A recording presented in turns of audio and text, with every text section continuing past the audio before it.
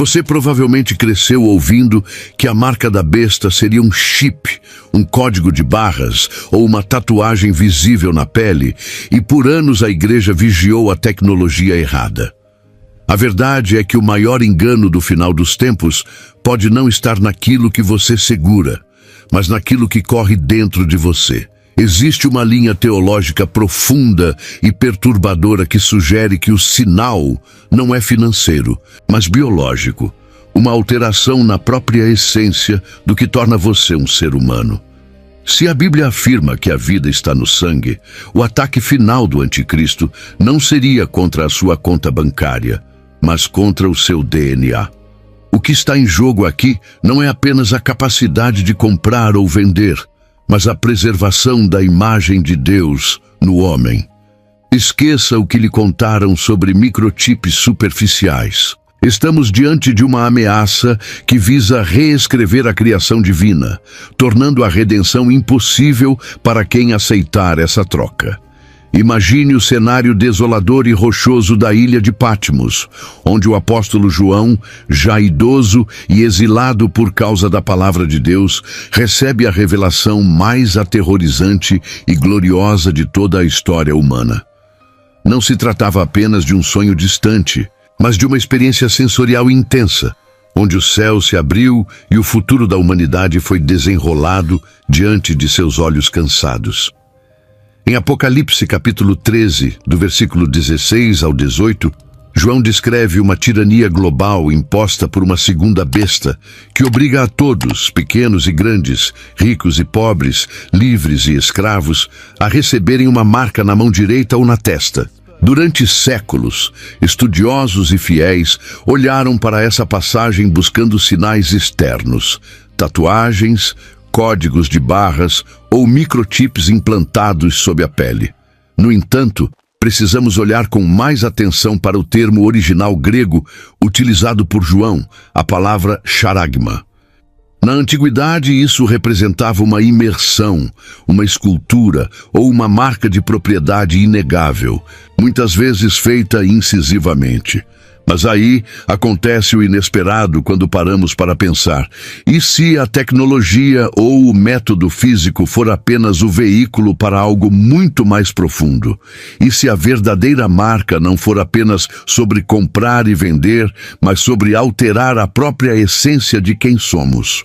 A visão de João pode não estar nos alertando apenas sobre um sistema econômico opressor, mas sobre uma tentativa final de redefinir a humanidade, tocando naquilo que é mais sagrado e intocável em nossa constituição biológica e espiritual. Ao analisarmos a profecia com os olhos voltados para o que acontece hoje, percebemos que o inimigo sempre tentou imitar as obras do Criador. E a marca descrita no livro de Apocalipse, capítulo 13, pode ser a falsificação definitiva da aliança que Deus tem com o homem. A mão e a testa representam simbolicamente as ações e os pensamentos, a vontade e o intelecto. Mas a profundidade da profecia sugere uma entrega total. Se considerarmos que o corpo é o templo do Espírito Santo, conforme escrito em 1 Coríntios, capítulo 6, versículo 19, qualquer marca que viole esse templo deve ser algo que penetre nas fundações desse edifício sagrado. A leitura atenta nos leva a questionar se o sinal é algo que fica sobre a pele ou algo que passa a correr dentro do corpo, mudando a estrutura interna do ser humano. A insistência do texto sagrado em dizer que ninguém podia comprar ou vender, senão aquele que tivesse o sinal, indica um controle absoluto, não apenas financeiro, mas biológico, onde a própria existência da pessoa depende dessa integração com o sistema da besta. Estamos falando de uma corrupção que vai além da lealdade política. É uma questão de pertença ontológica. A besta não quer apenas o seu dinheiro ou a sua obediência externa. Ela deseja, através desse sinal, reivindicar a propriedade sobre a sua vida, e para isso ela precisa atingir o que sustenta essa vida. E então, diante dessa possibilidade assustadora, a sabedoria descrita no versículo 18: aquele que tem entendimento, calcule o número da besta, porque é o número de um homem, e o seu número é 666. Ganha uma nova camada de significado. O número 6 é biblicamente associado ao homem criado no sexto dia e representa a imperfeição humana em contraste com o 7, o número da perfeição divina. Uma trindade de 6 pode simbolizar o esforço máximo do homem sob influência satânica para alcançar a divindade ou a imortalidade por meios próprios, sem Deus. Se a marca da besta estiver ligada ao sangue ou à genética, isso representaria o auge da rebelião humana, a tentativa de recriar a vida, de melhorar a obra de Deus, introduzindo uma semente estranha na linhagem humana. João viu um tempo onde a humanidade cruzaria uma linha sem volta, aceitando uma modificação que a tornaria irreconhecível aos olhos do Criador. Portanto, a visão em Pátimos não foi apenas um alerta sobre um ditador mundial, mas uma advertência cósmica sobre a preservação da nossa identidade como seres criados à imagem e semelhança de Deus. O que João viu foi o momento em que o homem, seduzido pela promessa de segurança e evolução, entrega sua própria humanidade em troca de sobrevivência, aceitando em si mesmo algo que o separa eternamente da redenção. Para compreendermos a gravidade de uma alteração no sangue, precisamos voltar aos fundamentos estabelecidos na lei de Deus, onde o sangue nunca foi tratado como um simples fluido biológico, mas como o veículo da própria vida. Em Levítico, capítulo 17, versículo 11, o Senhor declara de forma taxativa: porque a vida da carne está no sangue, pelo que vô-lo tenho dado sobre o altar, para fazer expiação pelas vossas almas, porquanto é o sangue que fará expiação pela alma. Esta afirmação não é poética, é uma lei espiritual e física absoluta. Deus estabeleceu que o sangue carrega o fôlego de vida, a animação da alma, e é por isso que ele é o único elemento capaz de fazer expiação, ou seja, de cobrir o pecado. Quando olhamos para a estrutura complexa do sangue, vemos que ele transporta oxigênio, nutrientes e defesa para todo o corpo, mas espiritualmente ele carrega a identidade da criatura. Desde o crime de Caim, quando Deus disse em Gênesis capítulo 4, versículo 10, que a voz do sangue de Abel clamava desde a terra, entendemos que o sangue tem voz, tem memória e tem um valor inestimável para o Criador. Se a marca da besta visa atingir o homem de forma irreversível, não haveria alvo mais estratégico do que o sangue, pois corromper o sangue é corromper a própria vida e a capacidade de redenção que está atrelada a ele. Só que havia um problema escondido nessa trama maligna. O sangue humano carrega uma herança.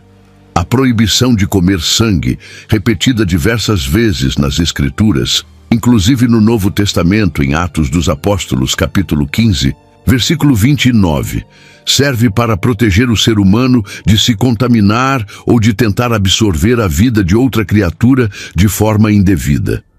O sangue define a linhagem e a espécie. Ao longo da história da redenção, vemos uma batalha constante pela pureza da linhagem que traria o Messias. O sangue de Jesus, derramado na cruz, é chamado de precioso em 1 Pedro capítulo 1, versículo 19, justamente porque era um sangue puro, sem a mancha do pecado original, capaz de redimir a humanidade.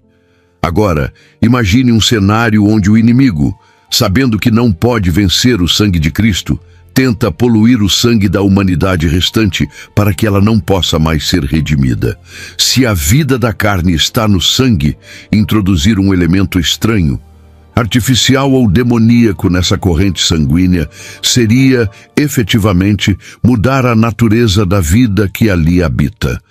Isso transformaria o ser humano em um híbrido, em algo que já não corresponde inteiramente ao projeto original de Gênesis, tornando a expiação impossível, pois a expiação é feita para o homem criado por Deus, não para uma criatura geneticamente ou espiritualmente adulterada. Essa perspectiva nos faz olhar para a marca, não como um simples selo de lealdade, mas como uma iniciação ritualística e biológica. Satanás sempre desejou ser como Deus, e se Deus criou o homem e soprou nele o fôlego de vida, o diabo, em sua imitação grotesca, pode tentar oferecer uma nova vida, uma atualização, através da alteração sanguínea. A promessa da besta pode vir disfarçada de cura, de longevidade ou de aprimoramento, apelando para o desejo humano de vencer a morte sem precisar de Deus. Mas, ao aceitar essa intervenção no sangue, o indivíduo estaria, na verdade, aceitando uma nova paternidade. Assim como somos redimidos pelo sangue de Jesus e nos tornamos filhos de Deus, a aceitação do sangue contaminado ou da marca que altera a vida interna poderia selar a filiação com a besta. O sangue é o registro da aliança. Temos a nova aliança no sangue de Cristo. A marca da besta seria, portanto, a anti-aliança, um pacto de morte selado na própria fisiologia do portador, impedindo-o de clamar pelo sangue do Cordeiro, pois sua própria essência teria sido irrevogavelmente comprometida e entregue ao sistema do anticristo. Existe um padrão assustador nas Escrituras que nos ajuda a iluminar o futuro, e ele se encontra nos primórdios da humanidade, em um evento que muitos preferem ignorar pela sua complexidade e horror. Em Gênesis capítulo 6, versículos 1 ao 4, a Bíblia relata que viram os filhos de Deus que as filhas dos homens eram formosas e tomaram para si mulheres de todas as que escolheram. O resultado dessa união proibida entre seres celestiais caídos e mulheres humanas foi o nascimento dos Nefilins, ou gigantes, homens de renome e violência. Mas o detalhe crucial está no versículo 12. E viu Deus a terra, e eis que estava corrompida, porque toda a carne havia corrompido o seu caminho sobre a terra. Note a expressão toda a carne. Não se tratava apenas de pecado moral, como roubo ou mentira. Havia uma corrupção da matéria, da biologia, da carne. A semente humana estava sendo misturada, adulterada, criando uma geração híbrida que não portava mais a imagem pura de Deus. O dilúvio, portanto, não foi apenas um ato de julgamento por causa da maldade, mas uma intervenção cirúrgica necessária para preservar a linhagem humana pura, através da qual o Messias viria. Noé foi escolhido não apenas porque era justo moralmente, mas porque era perfeito em suas gerações, indicando uma integridade genética e genealógica. Jesus, em sua onisciência, traçou um paralelo direto entre esse tempo sombrio e os dias que antecederiam a sua segunda vinda. Em Mateus capítulo 24, versículo 37, ele alerta: "E como foi nos dias de Noé, assim será também a vinda do Filho do Homem." Precisamos nos perguntar, o que caracterizava os dias de Noé, além de comer, beber e casar? Era a presença de uma corrupção sistemática da natureza humana, uma tentativa de misturar o que é natural com o que é proibido. Se a marca da besta nos tempos finais seguir esse mesmo padrão, estamos falando de um retorno à tentativa de hibridização. Assim como no passado, os anjos caídos tentaram poluir a semente humana para impedir o nascimento do Salvador no fim dos tempos, a estratégia pode ser poluir a semente humana para impedir a salvação dos homens. A mistura agora pode não ser através de casamentos físicos com anjos, mas através de uma ciência avançada e obscura, a farmaqueia mencionada no Apocalipse, que introduz mudanças no código da vida, repetindo o pecado de Gênesis 6 em uma escala global e tecnológica. O objetivo permanece o mesmo: tornar a humanidade algo diferente do que Deus criou, algo que Deus não pode redimir porque não é mais inteiramente humano. Essa conexão com os dias de Noé lança uma luz perturbadora sobre a profecia de Daniel, capítulo 2, versículo 43, onde o profeta descreve o último reino como sendo feito de ferro misturado com barro. Como viste o ferro misturado com barro de lodo, misturar-se-ão com semente humana, mas não se ligarão um ao outro, assim como o ferro não se mistura com o barro. A frase misturar-se-ão com semente humana sugere que um dos componentes dessa mistura não é humano. Estamos vendo aqui uma profecia direta sobre a alteração da linhagem humana nos últimos dias. Se a marca da besta for o selo dessa mistura, ela representa a aceitação final dessa corrupção antiga. Aqueles que receberem a marca estarão efetivamente repetindo o erro da geração do dilúvio, escolhendo uma evolução ou uma união proibida que promete poder e vida eterna, mas que entrega apenas monstruosidade e condenação. O paralelo é claro e aterrorizante. O que começou em Gênesis com a invasão da ordem divina termina em Apocalipse com a tentativa final de apagar a imagem de Deus no homem. E a chave para isso pode estar, mais uma vez, na alteração da carne e do sangue.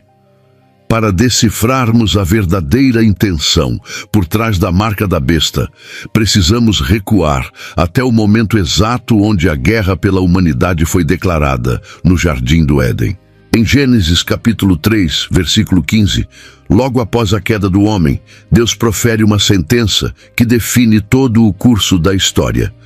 E porei inimizade entre ti e a mulher, e entre a tua semente e a sua semente.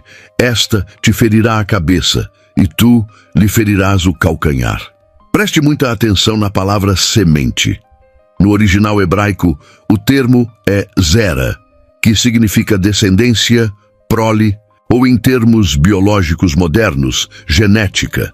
Deus estava anunciando que haveria um conflito perpétuo entre duas linhagens distintas.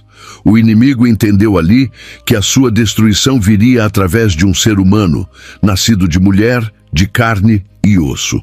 Desde aquele instante, a estratégia de Satanás deixou de ser apenas tentar o homem ao pecado moral e passou a ser uma obsessão por destruir, corromper ou impedir o surgimento dessa semente prometida. Ele tentou eliminar a linhagem de Caim a Sete, tentou matar os meninos no Egito, tentou destruir a casa real de Davi e, finalmente, tentou matar o menino Jesus em Belém. Mas aí acontece o inesperado na estratégia maligna. Cristo venceu. Ele nasceu, viveu sem pecado, morreu e ressuscitou, esmagando a cabeça da serpente. Porém, se a vitória de Cristo é inquestionável, por que o inimigo continua lutando? Porque ele sabe que, embora não possa mais impedir a primeira vinda do Messias, ele pode tentar impedir a eficácia da salvação para a humanidade restante. Se ele não pôde corromper a semente que era Cristo, ele agora volta toda a sua fúria para corromper a semente que resta na terra. Nós. A inimizade continua. O alvo agora é desfigurar a humanidade de tal forma que ela deixe de ser a semente da mulher e passe a ser a semente da serpente. A marca da besta surge então como a consumação dessa guerra genética e espiritual. Ao aceitar essa marca, o ser humano estaria, simbolicamente e talvez literalmente, trocando de lado nessa guerra ancestral, rejeitando a herança de Eva e aceitando a herança do dragão. Não é por acaso que o Apocalipse chama o anticristo de a besta. Ele é a representação máxima da natureza animal e caída, desprovida da imagem divina. Essa batalha milenar nos ajuda a entender por que a advertência contra a marca é tão severa.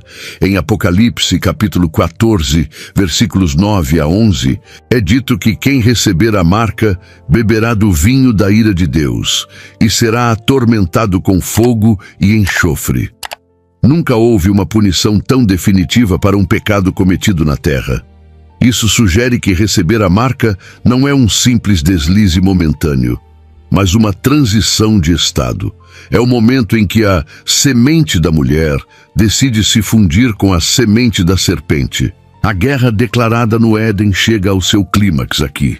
O diabo, em seu ódio profundo contra a obra-prima de Deus, quer provar que pode refazer o homem à sua própria imagem distorcida. Se ele conseguir convencer a humanidade a alterar sua própria essência vital, o seu sangue, o seu código, ele terá alcançado sua vingança final: povoar o inferno com criaturas que um dia foram amadas por Deus, mas que se tornaram irreconhecíveis. A inimizade do Éden não é uma lenda antiga.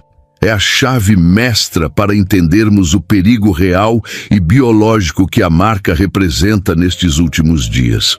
Aprofundando ainda mais neste mistério, precisamos compreender a doutrina do parente redentor, uma lei fundamental no Antigo Testamento que prefigura a obra de Cristo. Em Levítico, capítulo 25, versículos 25 e 48, a lei estabelecia que, se alguém empobrecesse e perdesse sua herança ou liberdade, apenas um parente próximo, alguém do mesmo sangue, teria o direito legal de resgatá-lo. Isso não era apenas uma regra social, mas uma sombra profética. Para salvar a humanidade, Deus não poderia enviar um anjo ou criar um novo ser do nada. O Salvador precisava ser um de nós. Em Hebreus capítulo 2, versículo 14, está escrito: "E visto como os filhos participam da carne e do sangue, também ele participou das mesmas coisas, para que pela morte aniquilasse o que tinha o império da morte, isto é, o diabo." Jesus precisou se tornar carne e sangue, 100% humano, para ter o direito legal de nos resgatar. A nossa salvação depende inteiramente do fato de que Jesus é nosso irmão na humanidade, compartilhando da nossa natureza, mas sem o pecado.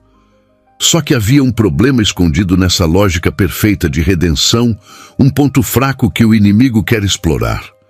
Se a salvação depende de sermos parentes de Cristo, compartilhando a mesma natureza humana que ele assumiu, o que acontece se um ser humano alterar deliberadamente essa natureza?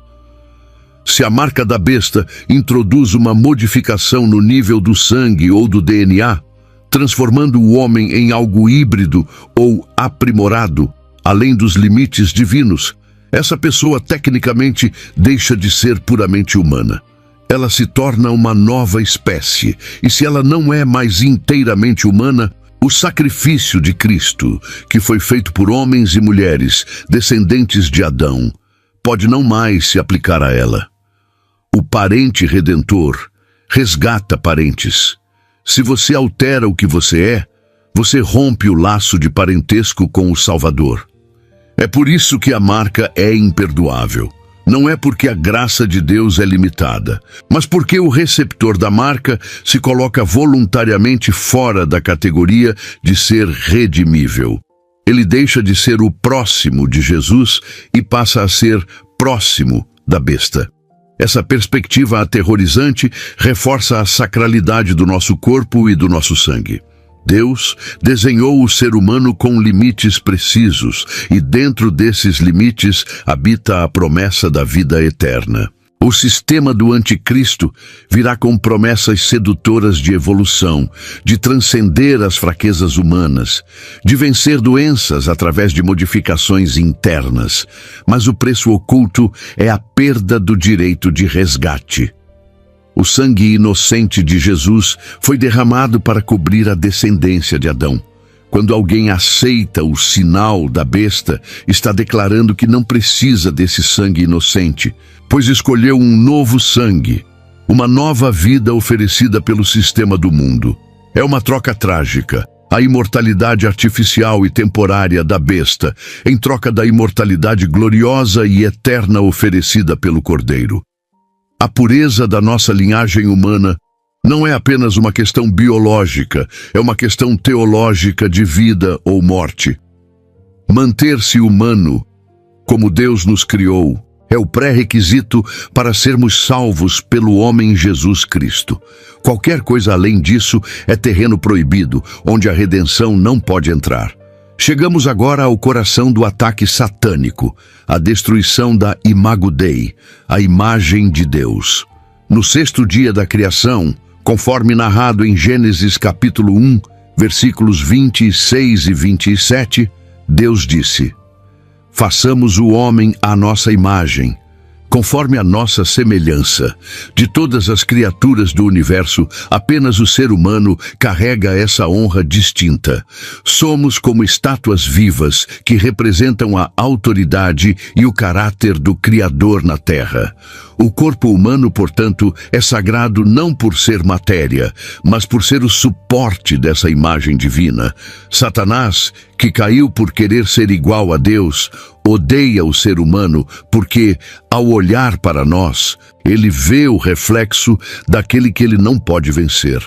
A marca da besta, descrita em Apocalipse 13, é a tentativa final de vandalizar essa imagem. É como se um artista invejoso pegasse a obra-prima de outro e jogasse tinta sobre ela, ou tentasse esculpir seus próprios traços por cima. O anticristo quer colocar a sua própria imagem, o seu próprio nome ou número sobre a criação mais preciosa de Deus. E então, no templo, uma descoberta muda tudo quando percebemos que o templo não é apenas um prédio de pedra em Jerusalém. O apóstolo Paulo nos lembra em 1 Coríntios, capítulo 3, versículo 16. Não sabeis vós que sois o templo de Deus e que o Espírito de Deus habita em vós? A profecia de que o abominável da desolação se assentaria no lugar santo pode ter um cumprimento duplo e assustador. Sim, pode haver um terceiro templo físico, mas o templo supremo é o corpo humano. Se a marca da besta é algo que entra no corpo e altera o sangue ou a mente, então a abominação desoladora está sendo colocada dentro do próprio santuário de Deus, que somos nós. O anticristo deseja se assentar no trono do seu coração e da sua biologia, governando a vida a partir de dentro. Isso seria a profanação definitiva. Aceitar a marca é permitir que um ídolo seja erguido no lugar onde apenas o Espírito Santo deveria habitar. É entregar a chave do santuário interior para um usurpador que vem apenas para roubar, matar e destruir. Essa falsificação suprema é vendida ao mundo como progresso. A ideia de que o homem pode ser mais do que humano, de que podemos nos tornar deuses através da tecnologia e da ciência, é a mentira mais antiga da serpente repaginada para o século XXI. Sereis como Deus. A marca será o selo dessa promessa vazia. Ela dirá ao mundo: vocês não precisam mais da imagem de Deus. Vocês podem ter a imagem da besta, que é poderosa, moderna e eterna. Mas a realidade é que essa alteração apaga os traços do Criador na criatura. Aquele que recebe a marca perde a sua identidade original. Ele se torna uma cópia barata, uma falsificação grotesca que não tem lugar no reino dos céus. A batalha final não é por territórios geográficos, mas pelo território do corpo e da alma humana. Deus quer preservar a sua imagem em nós, para que possamos refletir a sua glória eternamente. O inimigo quer apagar essa imagem para que sejamos lançados na escuridão eterna junto com ele. A escolha de não receber a marca é, fundamentalmente, a escolha de permanecer humano, de permanecer templo, de permanecer fiel àquele que nos desenhou com tanto amor e propósito. Diante de um cenário tão avassalador, onde a tecnologia e as trevas parecem cercar a humanidade por todos os lados, surge a esperança inabalável que distingue o verdadeiro cristão do restante do mundo: a promessa da redenção do nosso corpo. O apóstolo Paulo, escrevendo aos Romanos no capítulo 8, versículo 23, descreve um sentimento que ecoa no peito de cada um de nós. E não só ela, mas nós mesmos, que temos as primícias do Espírito, também gememos em nós mesmos, esperando a adoção, a saber, a redenção do nosso corpo.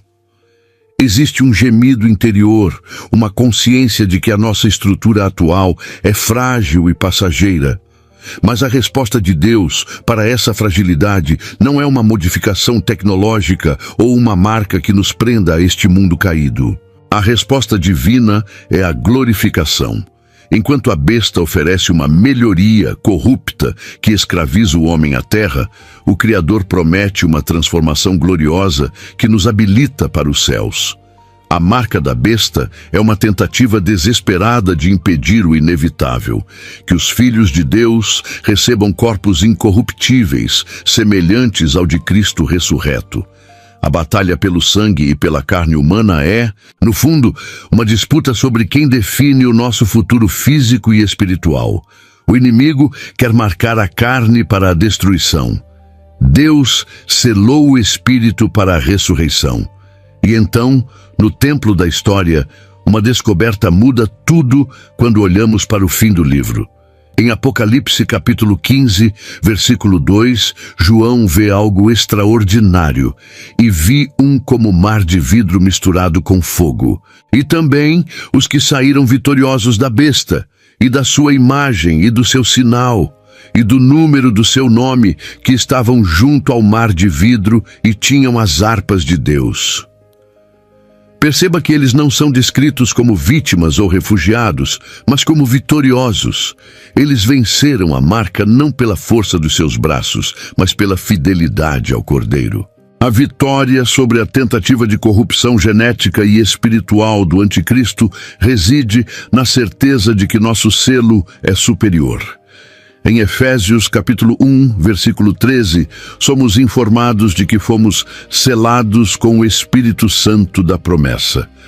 Este selo é a antítese perfeita da marca da besta. Enquanto a marca é externa, forçada e traz morte, o selo do Espírito é interno, gracioso e garante a vida. O Espírito Santo habitando em nós é a garantia, o penhor da nossa herança, assegurando que mesmo que este corpo mortal seja destruído ou perseguido, a nossa essência pertence a Deus e será restaurada em uma glória que a mente humana não consegue sequer imaginar. A proteção contra a marca, portanto, não é apenas fugir de um chip ou de uma vacina, mas estar tão cheio do Espírito de Deus que qualquer oferta de outra vida se torna repugnante e inaceitável. Essa jornada nos leva à conclusão profética descrita em 1 Coríntios capítulo 15, do versículo 51 ao 53, onde o mistério final é revelado. Nem todos dormiremos, mas todos seremos transformados. Porque convém que isto que é corruptível se revista da incorruptibilidade, e que isto que é mortal se revista da imortalidade. A resposta definitiva de Deus para a tentativa de hibridização satânica é a ressurreição. O diabo oferece uma eternidade sintética na terra.